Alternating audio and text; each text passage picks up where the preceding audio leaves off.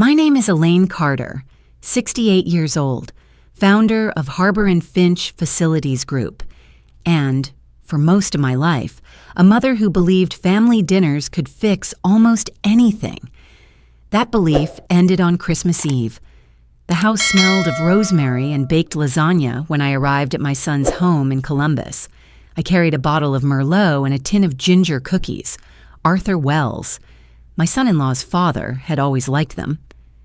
The dining room glowed with soft yellow light, the table already set for 8.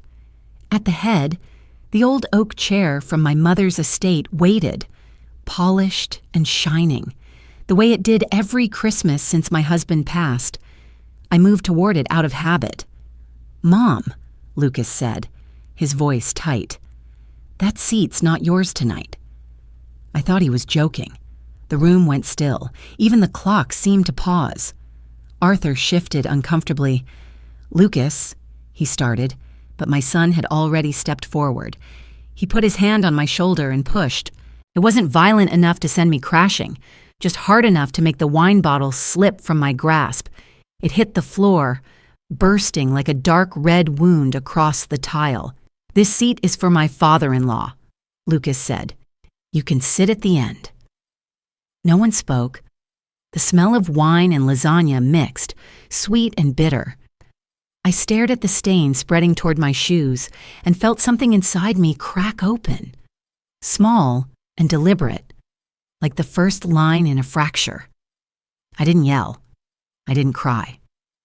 I simply turned, walked down the hall, and locked the bathroom door behind me. In the mirror, I saw a woman I barely recognized, calm, silent, holding the ghost of every sacrifice she'd ever made. That was the moment I decided my son would learn what happens when you take the wrong seat. I stayed in the bathroom longer than I meant to. The fan hummed above me, drowning out the muffled chatter from the dining room. I could hear Arthur's low voice, calm and apologetic, and Mariah whispering something about, "It's just one night." But it wasn't just one night. It was every quiet dismissal that had built up over the years, compacted into a single push. When I finally stepped out, I didn't look at anyone. I picked up a towel, knelt down, and began blotting the red stains spreading across the tile. The wine had already seeped into the grout. There was no saving it. Funny, I thought, how some things stain forever, while others only pretend to fade. Arthur stood awkwardly near the table. "Elaine, please, let me help." "It's fine," I said, folding the towel and walking it to the sink. "It's my mess." Lucas kept his eyes on his plate. He didn't even pretend to notice me. His children, Noah and Lily, were frozen, Noah's fork mid-air. Lily's eyes glassy and confused. I forced a smile toward them, a mother's reflex. "Eat, honey," I told Lily softly. "It'll get cold." For the rest of the meal, conversation clattered around me like cheap silverware. Mariah tried to fill the silence with talk about a school fundraiser. Arthur asked about the company, his tone cautious, almost fearful of saying too much. Lucas kept steering everything back to himself, his new client, his vision for next year. He sounded like an executive rehearsing lines, not a son sitting across from his mother. When dessert came, I excused myself. I said I was tired, that the drive home on icy roads worried me. No one stopped me. Mariah offered a polite, "Drive safe," and Arthur opened the door. Lucas didn't move. Outside, the air was sharp and metallic. I sat in the car for a long minute, hands on the steering wheel, staring at the lighted windows. Through the curtain gap, I could see the head of the table, the oak chair, occupied now by Arthur, while my son poured him wine with the same bottle that had humiliated me. That image burned itself into my memory like the stain on the tile. He'd crossed a line, one I should have drawn years ago. And this time, I wasn't going to pretend it didn't exist.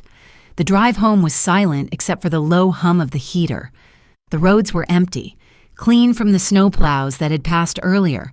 Every traffic light turned green before I reached it, as if the night itself was clearing a path for me to think. When I pulled into my driveway, I didn't go inside right away. I sat there with the engine running, staring at the front porch light. That chair at Lucas's house, my chair, kept replaying in my head. The push, the look on his face, the way he made me invisible in my own story. Inside, the house felt colder than usual. I poured a glass of water, not wine this time, and set it next to the phone. It was still Christmas Eve, and no one would answer tonight. But the moment offices opened again, I would. I called Priya first thing Monday morning. She'd been my COO for 15 years. Steady, brilliant, discreet. "Good morning, Mrs. Carter," she said, her voice as crisp as the winter air. "I need to activate a contingency," I told her. Code name, Red Chair. There was a pause, long enough for her to understand that something irreversible had happened. "Understood," she said quietly. "What's the scope?" "Full review," I replied. "All financial authorizations, operational rights, and digital access under Lucas Carter's credentials. Prepare suspension documents, effective the first business day after Christmas." By Tuesday, the wheels were in motion. The board received my memo outlining leadership restructuring due to behavioral and ethical discrepancies. Legal approved the language, precise, unemotional, airtight. Banking divisions confirmed withdrawal of joint access to company credit lines. I'd scheduled access termination for 8 sharp. HR prepared the standard 2-week paid suspension pending review. There was no malice in the paperwork, no personal spite in the tone. It was procedure, nothing more. Daniel Monroe, my corporate attorney, called that afternoon. "Elaine," he said, "are you sure you want to go this far? This will freeze him out entirely." "I know," I said. "That's the point." That night, I sat alone in my study, the room lit by a single desk lamp. I slid the old oak company seal across the leather mat and stamped the final document, Lucas's official suspension notice. The sound was sharp, final. In the quiet that followed, I imagined him waking up to the world I'd built suddenly closing around him. No anger, no revenge, just consequence. Before I turned off the light, I looked at the empty chair across my desk. "This office isn't yours," I whispered. "And now, you'll know what that means." By the morning of December 26th, the world had already begun to turn against him. The systems I'd helped design were precise and fast, each action like a quiet domino hitting the next. At 8:15 a.m., Lucas's company badge failed at the main entrance. The reader blinked red. At 8:22, his corporate email signed out automatically. By 8:45, the accounting division received notice that his access to all client funds was suspended pending review. None of this required my hand anymore. I had built a structure that enforced its own gravity. Priya texted me at 9:01, Red Chair protocol complete. That was it. Years of giving him power he hadn't earned were over. Around noon, my phone buzzed. I didn't answer. But I recognized the pattern. 3 quick calls, then a pause, then another. Lucas had inherited my persistence, just not my patience. When the voicemail alert blinked, I turned the phone face down and opened the window. The winter air cut through the room like truth itself. By afternoon, Daniel forwarded me the HR follow-up. Lucas had shown up furious, demanding explanations, shouting words like betrayal and family. Priya kept her professionalism. "This isn't personal," she told him. "It's procedural." I almost smiled. That evening, Mariah called, not to plead, but to clarify. "I've taken the kids to my father's for a while," she said. "They don't need to see him like this." "I understand," I told her. "Elaine," she added softly, He's not himself right now. Yes, I said. He finally isn't. When the day ended, I poured a cup of tea and sat by the window, watching snow fall over the empty street. I thought about the irony of it all, how the systems he'd ignored now defined his every move.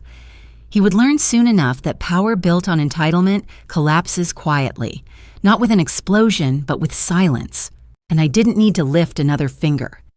Justice, I realized, doesn't always roar. Sometimes it just hums in the background, like the steady sound of a heater on a cold night, reminding you that order has returned. Weeks passed before I heard anything more about him. News traveled quietly, in fragments. Someone from facilities mentioned seeing Lucas in a maintenance uniform at a charter school across town. I pretended not to react, just nodded. But the image stayed with me. My son, the man who once barked orders from a corner office, pushing a mop under fluorescent lights. It wasn't punishment anymore. It was consequence. Arthur later confirmed it, his tone steady but gentle. He needed something to get up for. He told me. They pay hourly. He's learning what that means. He always had a job, I said. No. Arthur replied. He had a title. There's a difference. That night, I couldn't sleep. I walked through my house barefoot, the floors creaking under each step, the same way his childhood room used to. I found myself in the storage room, where the old oak dining chair stood under a sheet. The air smelled of lemon oil and dust. I ran my fingers along the carved armrest and whispered, "Not yet." Every few weeks, Mariah sent polite updates. Lucas was attending anger management, showing up to every shift, keeping his head down. He'd started volunteering for extra hours when a coworker was sick. It wasn't redemption, not yet, but it was work. One afternoon, while visiting Noah's basketball game, I saw Lucas for the first time since that night. He was leaning against the wall near the bleachers, wearing his janitor's jacket with a stitched name tag, simple, honest, unpretending. For a moment, I almost didn't recognize him. When he noticed me, his face froze. No arrogance, no defense, just quiet. He gave a small nod, the kind of nod you offer when you don't expect forgiveness but want to acknowledge the wound. I nodded back. Driving home, I realized how strange grace could feel, not the kind that rushes in with apologies or tears, but the slower kind that arrives after exhaustion, when pride finally gives up its seat. Lucas was learning the difference between dignity and entitlement, and for the first time, I let myself believe that maybe, just maybe, he'd earn his own chair someday. Almost a year had passed when Lily's school announced its winter play. She called me herself, voice bright and careful, the way children sound when they're trying to keep everyone happy. "Grandma, can you come? Dad's helping backstage," she said. "Of course, sweetheart," I told her. That evening, the auditorium buzzed with small-town warmth. Paper snowflakes, the smell of cocoa, parents in heavy coats clutching their phones like cameras from another era. I found a seat halfway back, blending into the hum of conversation. The curtain was still down when I saw him. Lucas was crouched near the side of the stage, fixing a wobbly backdrop. He wore the same navy work jacket I'd seen at the basketball game, sleeves rolled, hair shorter, movements measured. For a moment, he looked like the boy who used to help his father hang lights on our roof each December. The memory hit me so hard I forgot to breathe. When the play began, I kept stealing glances toward the wings. Every time the set creaked or a bulb flickered, Lucas was there, steadying it quietly before anyone noticed. No spotlight, no applause, just quiet reliability. After the show, the hallway filled with coats and laughter. I turned to leave, but he stepped out from the side door, blocking my path gently. "Mom," he said. It was the first time he'd used the word since that night. simple, unforced, almost fragile. "I'm not going to ask you for anything," he continued. "I just wanted to say thank you for letting me learn." For a long moment, neither of us moved. Then I said, "Keep learning." He nodded, eyes lowered, and stepped aside so I could pass. Driving home, I kept thinking about his words. They weren't an apology. They were something quieter, acceptance, maybe. The first honest sentence he'd spoken in years, and for me, it was enough to open the smallest crack in the door I'd locked a long time ago. The following Christmas arrived quieter than the last. Snow hung thick in the air, and the streets glowed amber under the lamplight. I was sorting mail at my kitchen table when I found an envelope addressed in familiar handwriting, neat, careful, almost hesitant. The postmark was 2 days before Christmas Eve. Inside was a letter, 12 pages, folded precisely, written in blue ink. My hands trembled before I even began. "Mom," it started, "if you're reading this, it means I finally learned how to stop defending myself." He wrote about the nights cleaning empty classrooms, how silence had its own kind of judgment, about the janitor named Carl who'd taught him to fix leaky pipes and take pride in doing something right the first time, about how shame, when faced long enough, stops being an enemy and becomes a teacher. Halfway through, he told a story about finding a broken folding chair after a basketball game. Someone had left masking tape under the seat with a name written on it, Elaine. He said it stopped him cold. "I don't know if it was yours, or just a coincidence," he wrote, "but I realized I'd spent most of my life sitting in chairs other people built and calling them mine." By the time I reached the final page, tears had blurred the ink. "I'm not asking to come back," he ended.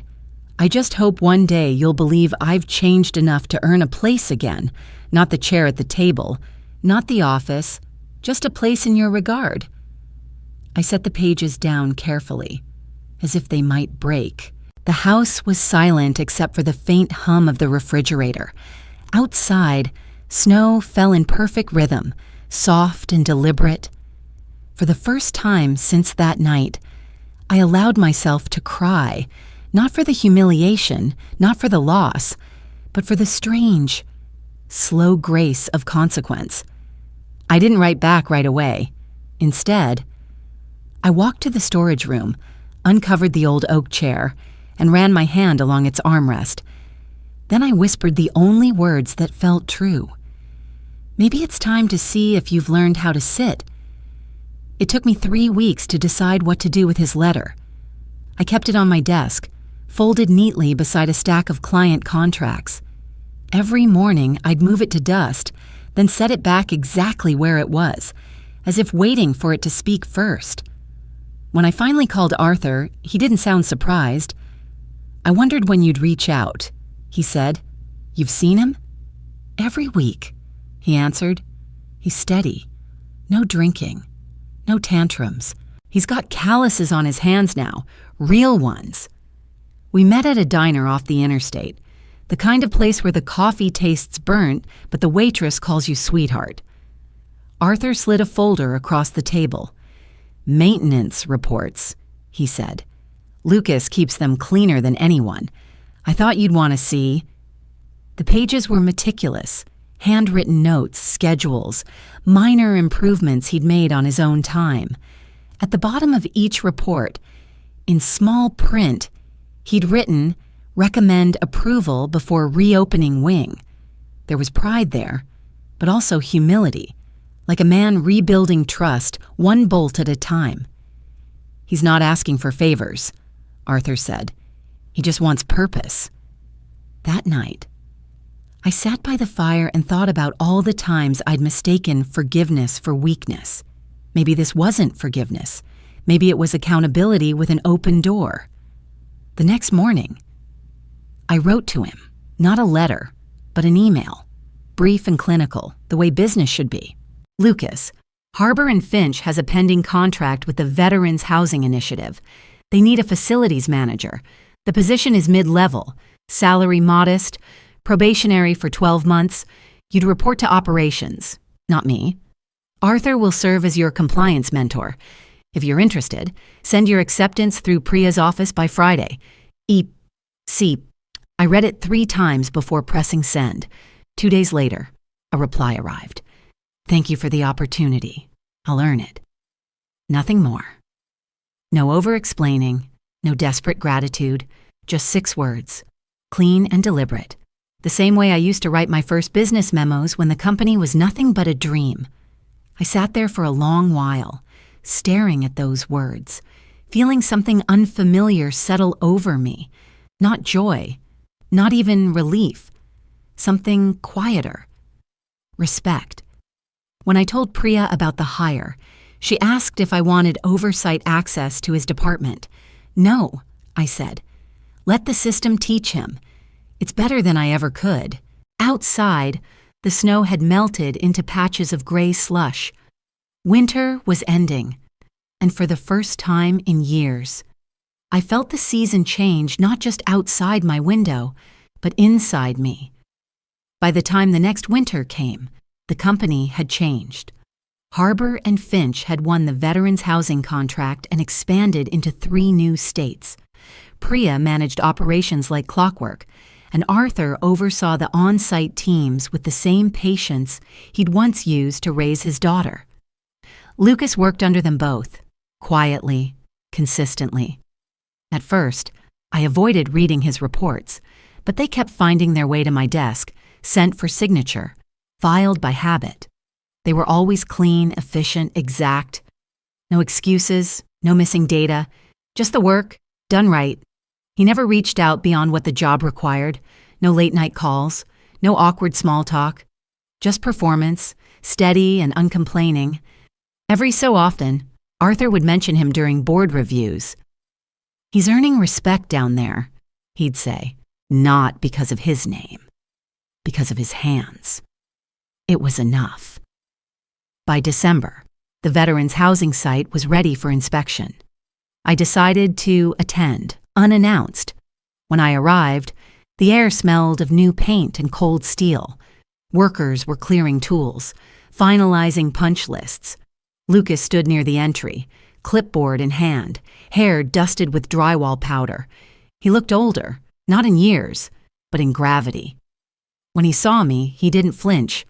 He straightened, nodded, and said, "Good morning, Mrs. Carter." Professional, respectful, nothing more. I walked through the corridors, touching the smooth walls, noticing how the lights hummed evenly, how every door closed without a squeak. He'd built order out of neglect, 1 screw at a time. Arthur approached, smiling. "He's good," he whispered. "He never cuts corners now." Later, as I prepared to leave, I found Lucas outside, standing by the loading dock.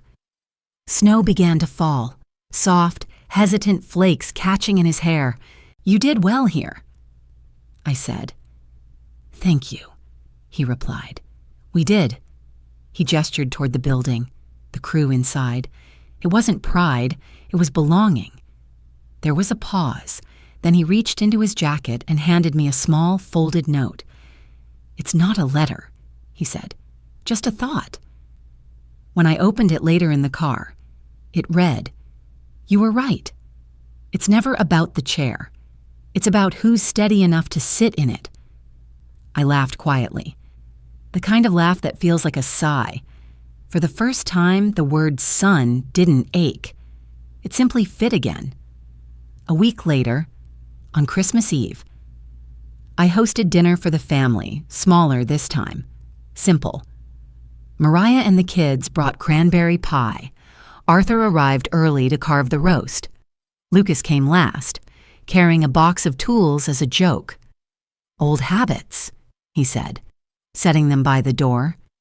We ate, we talked, and for a while, it felt almost ordinary.